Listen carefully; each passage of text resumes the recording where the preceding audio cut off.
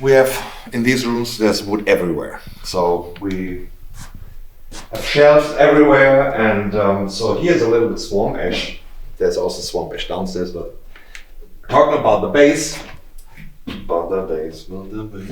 So let's see, here, for example, a wider piece, which is roughly glued up. And what I also do is, when we get swamp ash in, some of it is very lightweight, some of it is medium weight, some of it can be rather heavy, but we kind of shoot for the medium weight swamp ash for the bass, because it's a semi-hollow bass, which means it's completely hollowed out, which I'll show you later. So this is actually the raw material we use for the body. And let's grab a neck.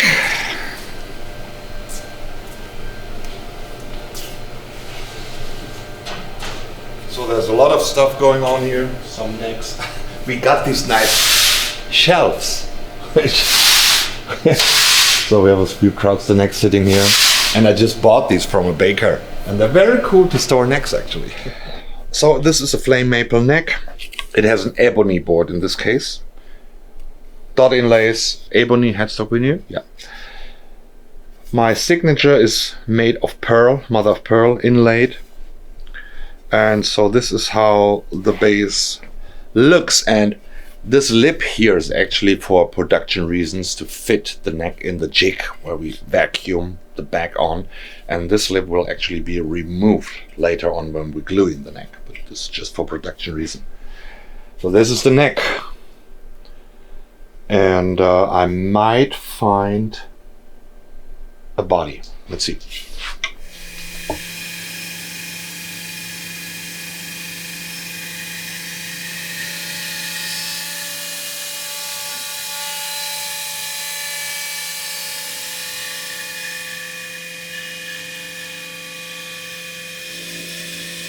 Here is a bass. That's a bass. This is becoming a bass. And swamp ash body and a plain Eastern maple body. This one is going to be solid colored. So what I do is, when we do solid colors and we have wood which has maybe a little brownish stains, we use it for the solid colors. So it's the same good wood, just have some color irritations, but it's not a problem. There's a base again, swamp ash body, and this top is not carved yet. So that's the next step. So actually the body back is already carved. Top inside is counter carved, and the next step would be outside carving the top and do pickups and neck pockets. This is Rafe, by the way, he's maintaining our machines. This is what a bass body looks inside. So you see the whole body is cut from solid, and we hollow out and counter carve the back of the bass. This one I screwed up. So basically what I did, I cut the bottom or the back way too thin, and you can see it's not even a millimeter. So this is not how bass would look like. So little mistake. So don't think your basses have this thin bottom. And here's another one, which is, and this is how a Rietbergen guitar looks from the inside. Since the bridge, the tailpiece and the bridge sit here, we have a little extra pocket for weight reasons. But very similar. I mean, this guitar was first, then the bass came. The bass doesn't have this pocket because the bridge sits in this area. And that's cool. Here is a body which is made from, this one is solid and it's featherweight. This is Paulonia. I haven't completed this one. We made a solid body bass for James of Biffy Clyro, which he showed in a video during COVID. So you see no FOs, no all about this. This is a solid body. And you see we have a backplate here for the electronics. And I think so since we have a carved back, we have a carved backplate. So actually this one goes in and it follows. the contour. This is not a model, this is not something we are really thinking of coming up with, but this was doing the bass for James when we talked about the solid bass. But this actually we should finish up very soon. Since we're talking about basses, maybe I leave it outside to remind me that we need to make basses. On the neck, we have, of course, neck blanks. And so we remove the guitar necks from this area, but these are all neck blanks in the length for basses. So this is flame. Actually, most of them are flame. We also have plain ones. And I'm also thinking of doing a rosewood neck one very soon. But yeah, this is what the neck starts with.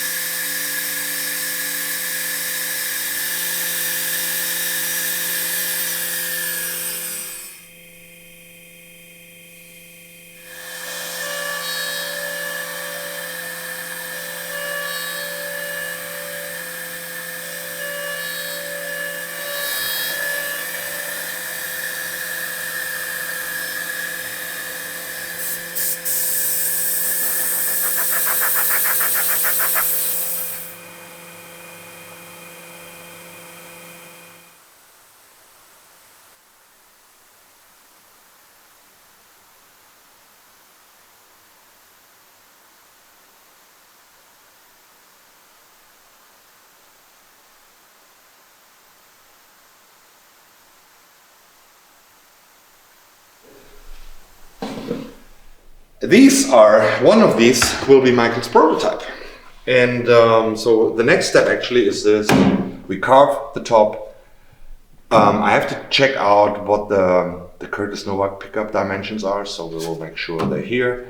Neck pocket and stuff like that. And then we go sanding. I'm still talking with Michael back and forth about the color of the prototype, which is, I don't know yet, probably a solid color. And on this one, we only need pickup, neck pockets, holes, F-holes, and all the carving sanding. We have a neck we just saw, so there will be one coming up from these bodies. That's the guitar, different thing. So these will be the next steps on these pieces, and we also will definitely start a few more, because I think there is a little bit of a reminder of our bass since it's on tour with this big band from the UK.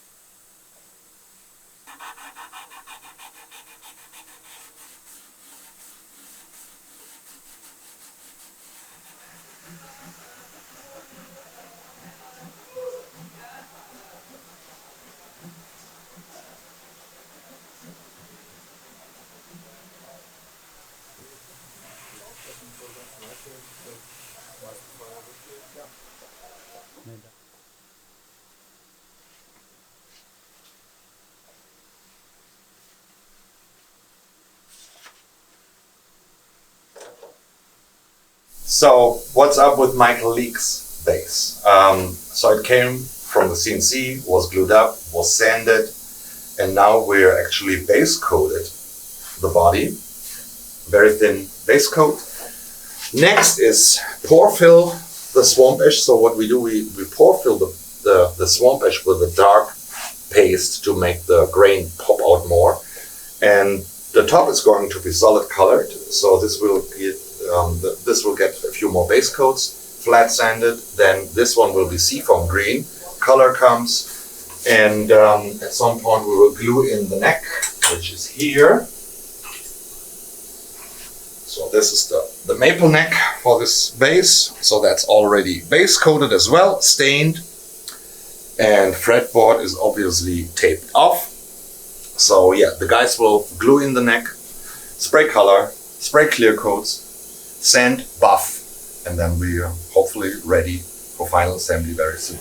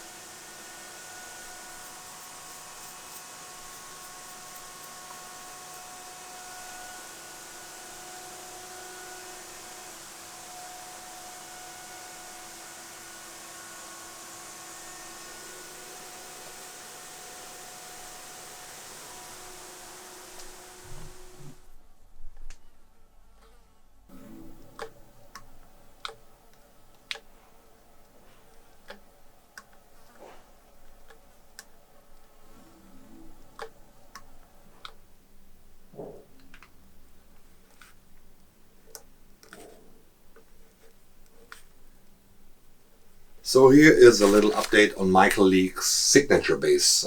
We've done quite a bit since last time, which is the following. Yeah, we base coated the instrument, neck and body obviously. We pore filled the back of the bass, which is swamp ash, and if we pore fill the wood, you see the grain pattern really popping out here. And then we applied color to the top, scraped the binding. The neck was stained and base coated, neck was glued in, and next steps will be a few more clear coats on the top of the bass and the headstock. And I just signed the back of the headstock, and after we're done with top and headstock front, the entire bass will get a satin coat of nitro on the back and on the back of the neck. And then hopefully we'll be ready for final assembly by the end of this week.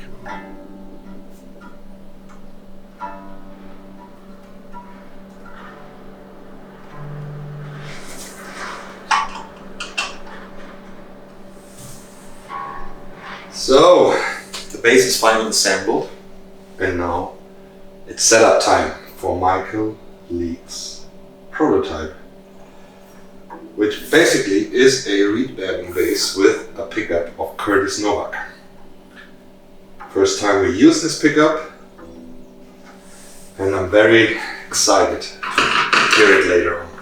But for now, it's just setting up in intonation. Check the string right. Oh, we're too high still. I need to do this first. Yeah, I need to put down a little bit. This first, before we intonate. Spot on! I'm not a bass player.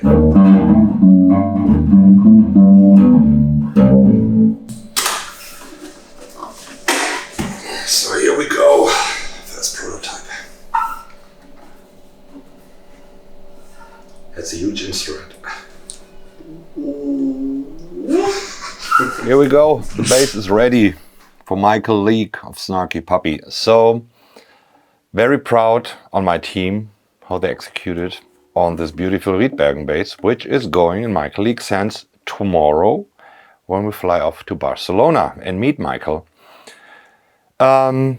First bass we've done with this Curtis Novak pickup, which Michael selected for his signature sound, and I'm very curious what Michael will have to say about it, because for us it's the first time that we used the Curtis Novak pickup. I like it a lot by the visuals, pretty cool looking.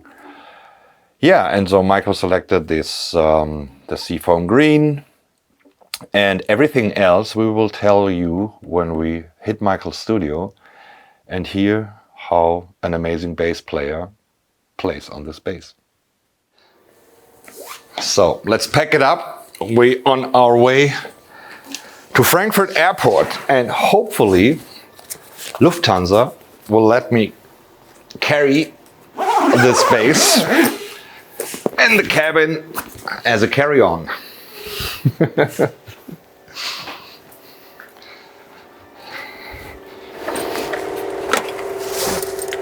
It's ready.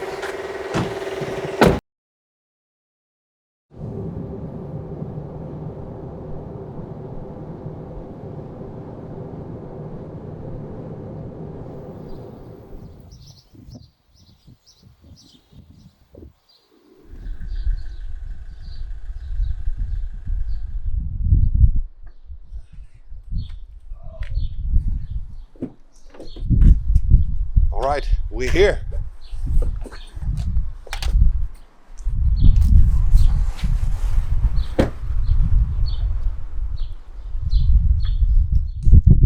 Hey, Nick. Good to see you. Good to see you again. It's been so long.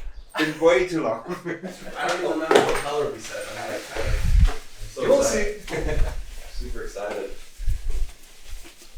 And to hear it.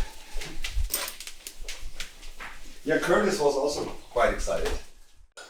We put the wood in. This was all with my local carpenter, the village carpenter. That was why he picked the bass at first glance. Wow. I heard. That was new to me too. So it's It just makes, I mean, it makes It's the story I'm spreading. That's what I heard. A lot of sense. Yeah. But I think it's cool. So what do we do now? Should we open it up? It will be kind of familiar. I'm sure. Hey, what's going on here?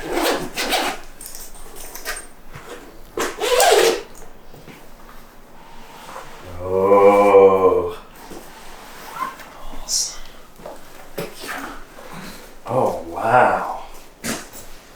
Dude. This is awesome. Surf green? Amazing. And this pickup. This is Curtis? Yes, that's the one you chose. Man. You know, the funny thing is, it's flat mount. It's not, it doesn't have even a cavity. It's flat mounted. I mean, this like adds so much style to the bass, right? Because it's so simple. And the matte finish.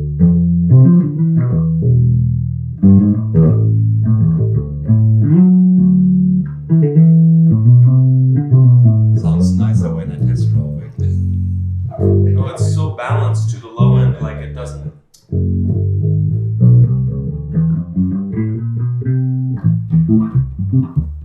It's amazing.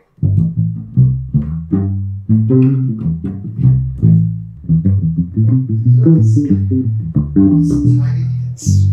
The low end is so clear. It's really good. I mean, I think this thing sounds amazing.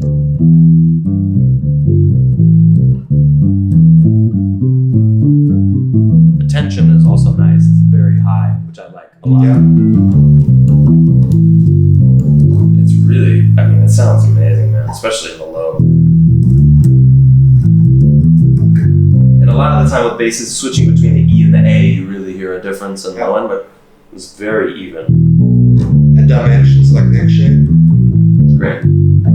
I mean, for me, neck shape, I don't care because I have some basses that are like baseball bats and I have some that are really thin. Right. I'm used to switching, so it feels very comfortable.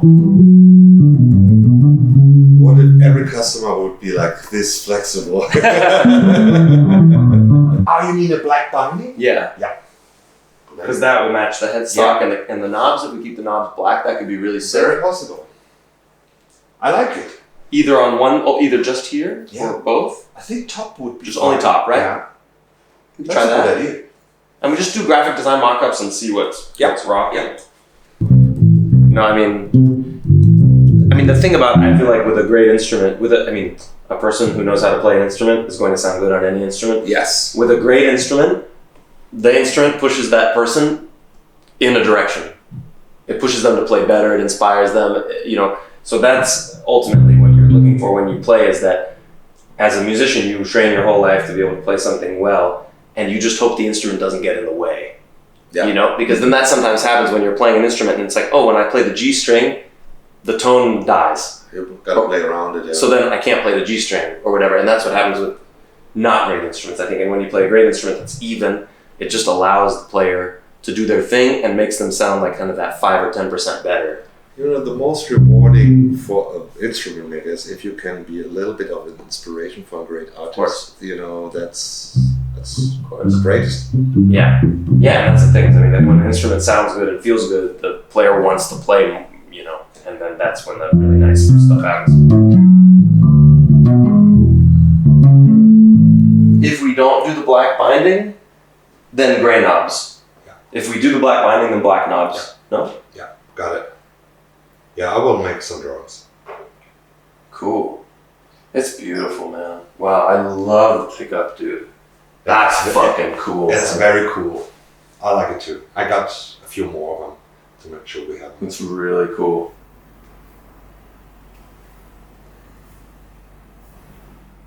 Yeah. I never know what to play in these situations.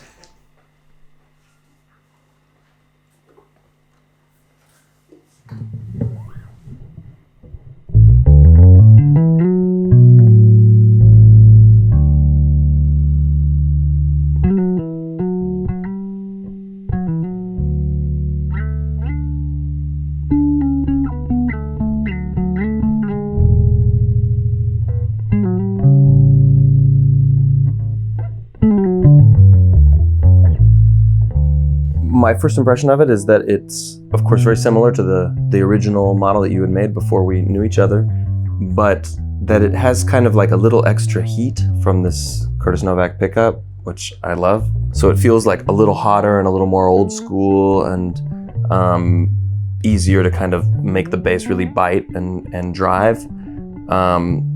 It definitely sounds less modern in a way that I like.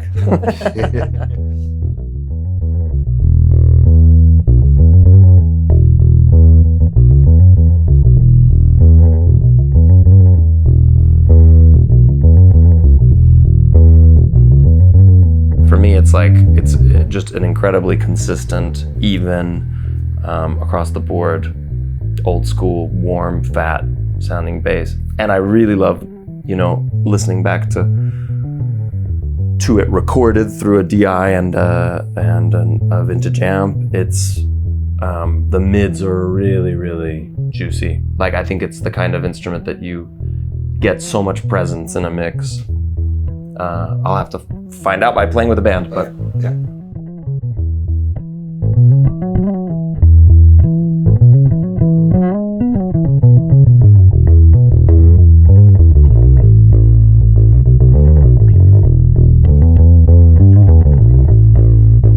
To me, this feels like a bass that's like really built for recording, especially like that you put it in a mix and you can crank it and it'll sound really warm and rich. That's a nice compliment, because I always look at the bass. I mean, that's not the bass which you would take alone to a gig, right? Because it's semi-hollow, kind of a special. It's a specialist bass, medium scale bass, and I realized that bands tend to take it on the road maybe for this 1 or 2 or 3 songs while they play their P bass, and this is 100% great. I love it.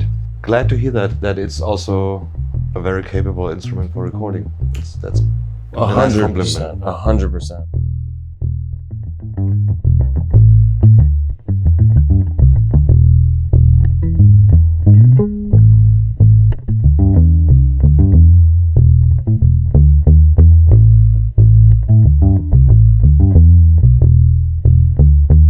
Exactly as you said, I think it's like a special bass for special occasions, but I think it's more, it will fit into more settings than a really extreme sound like a Hofner or something. But I'm curious to record with it because, of course I used the original version of this bass on the last David Crosby record, and we were thinking, oh, let's try it on the first song, and we used it on the whole record.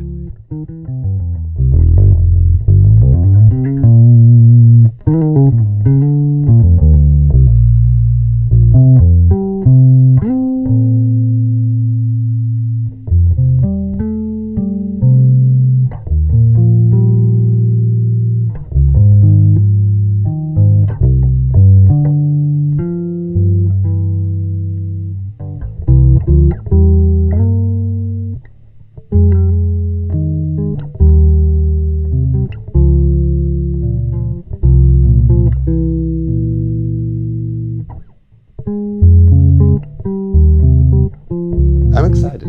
Yeah, me too. I mean, it's a beautiful instrument, and like you were saying earlier, I don't think that this is an instrument that sounds like anything else that's being made. It's a really specific combination of sounds that's very unique, and I think will find its own place in the context of certain songs and recordings, and I love it, and it's beautiful. I mean, it feels great to hold, it plays great, the feeling is incredible on the fingerboard, and the sound is unique.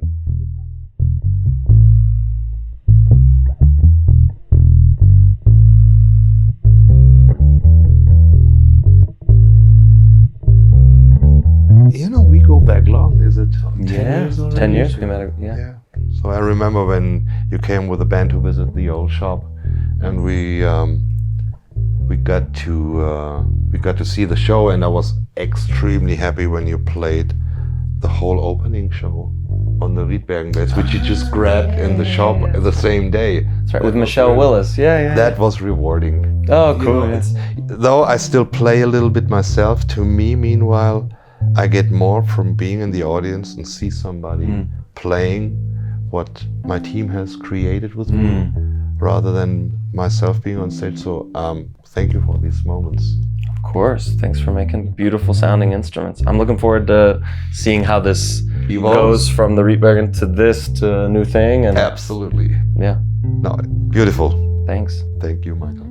Of course.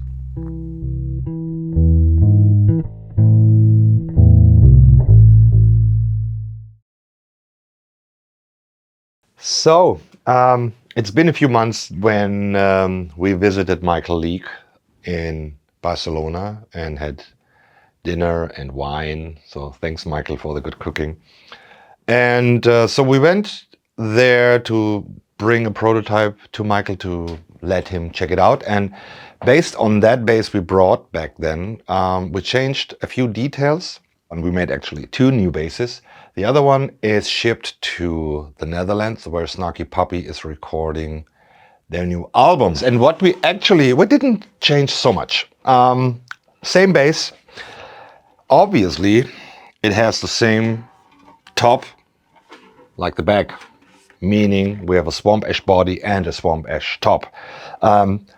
Michael was very keen on the cosmetics on the back on the bass, which is always looking like this. And so we just left off the maple top and added swamp ash instead. And what is also different, it's just cosmetics, our block inlays from vintage celluloid material.